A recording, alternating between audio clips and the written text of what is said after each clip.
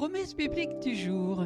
Une citation de Martin Luther King. Il dit « Notre pouvoir scientifique a dépassé notre pouvoir spirituel. Nous savons guider les missiles, mais nous détournons l'homme de sa voie. » Poursuivons aujourd'hui les 2 principes bibliques pour prendre de bonnes décisions pour changer notre mentalité.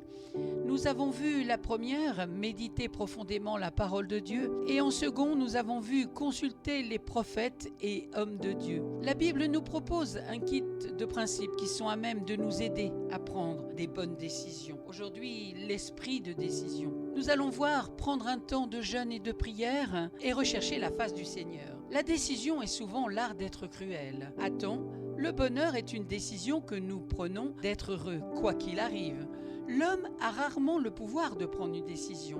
Une décision n'est bonne que lorsqu'elle est prise. Prendre des bonnes décisions pour impacter notre destinée. Le 3e principe biblique pour prendre des bonnes décisions, prendre un temps de prière et de jeûne. Dans Actes chapitre 13, verset 2. Pendant qu'ils servaient le Seigneur dans leur ministère et qu'ils jeûnaient, le Saint-Esprit dit « Mettez-moi à part Barnabas et Saul pour l'œuvre à laquelle je les ai appelés. » Les périodes de jeûne et de prière sont des périodes importantes pour tout enfant de Dieu, car ce sont des moments particuliers pendant lesquels nous faisons taire notre chair pour nourrir notre esprit. Il est très souvent recommandé de prendre des moments de jeûne et de prière quand nous avons d'importantes décisions à prendre. Ceci pour mieux entendre la voix de Dieu, car l'Esprit de Dieu est en nous et nous communique ce qu'il entend de lui. Durant ces moments, il est très important d'être réceptif afin de recevoir de Dieu. Cela démontre également notre foi et nous exerce plus à l'écoute de Dieu. Et le 4e, c'est rechercher la face du Seigneur. Dans 2 Samuel chapitre 5 verset 19, David consulta l'Éternel en disant « Monterai-je contre les Philistins ?»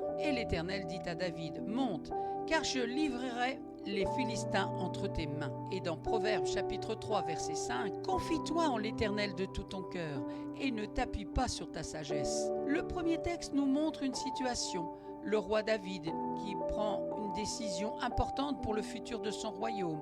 Au lieu de se lancer dans un tel projet sans l'avis du Seigneur, il prend la peine de le consulter, car il sait que c'est de lui que dépend son succès. Ce texte rejoint celui des Proverbes. En effet, il est important de ne pas se fier ni en nous, ni en l'homme, mais en Dieu seul. Rappelons-nous que la sagesse de l'homme est folie devant Dieu.